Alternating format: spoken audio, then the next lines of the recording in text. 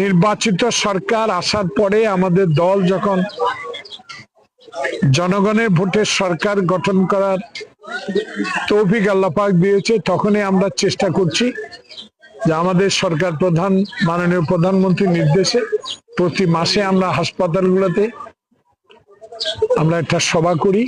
সেই সভায় হাসপাতালের সর্বাঙ্গীন বিষয় নিয়ে আলোচনা হয়। এখানে গ্রাম পর্যায়ে যারা থাকে টেস্ট গুলো আরো উন্নতি করার জন্য আমরা ডাক্তারের পরামর্শ নিই এবং চেষ্টা করি। বিশেষ করে লোকাল হাসপাতালগুলোতে টেকনিশিয়ানের অভাব, সেগুলা পূরণ করা যায় কিনা এই বিষয়ে আমরা যিনি ইনচার্জ ডাক্তার ওর সাথে আলাপ করি। আজকেও আমরা প্রতি মাসে একবার মিটিং করি।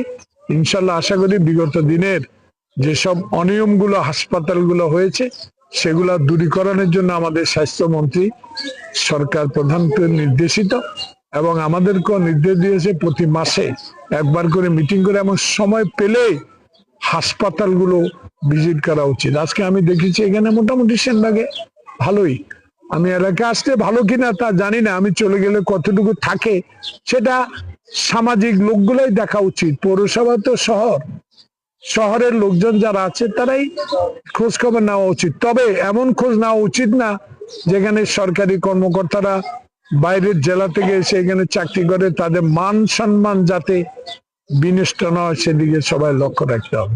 সেখানে আমি মাঝে মাঝে এটা ভিজিট করি এবং আমি ভিজিটের সময় দেখি চলে গেলে কি হয় এটা তো আর জানার বিষয়।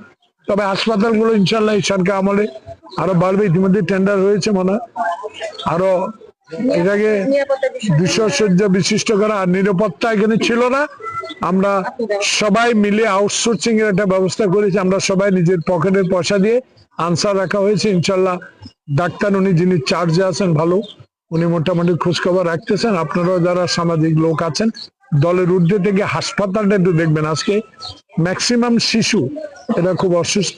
আমি অনুরোধ জানাবো আপনাদের মাধ্যমে যেন ডাক্তারেরা একটু শিশুদের প্রতি লক্ষ্য রাখে। শিশুরাই ভবিষ্যৎ। হাসপাতাল কর্তৃপক্ষ অনুরোধ করবো, সরকার কে আসতো সেটা বড় কথা না, সরকার আসছে জনসেবার জন্য, সেই জনসেবাটা আপনারা করবেন। তবে হাসপাতালের কার্যক্রম আমার কাছে মোটামুটি ভালো লেগেছে, আরো উন্নত হওয়া